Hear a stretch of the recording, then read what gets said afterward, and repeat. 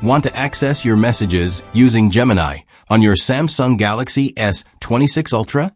Let me show you how to enable messages. First, open the Gemini app on your Samsung device.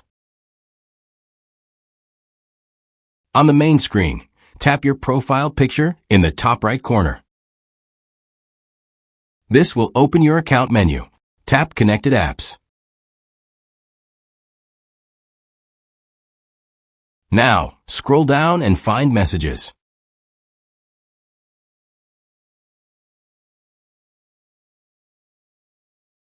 You'll see a switch next to it.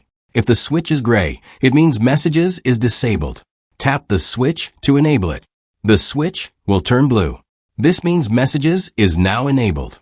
Unlike some other apps, there is no connect or link screen here. You can turn it on or off instantly using the switch. Once enabled, Gemini can help you read, manage, or interact with your messages more easily. If the switch is already blue, tap it again to disable. The switch will turn gray, and Gemini will no longer access your messages. And that's how to enable or disable messages in Gemini on your Samsung Galaxy S26 Ultra.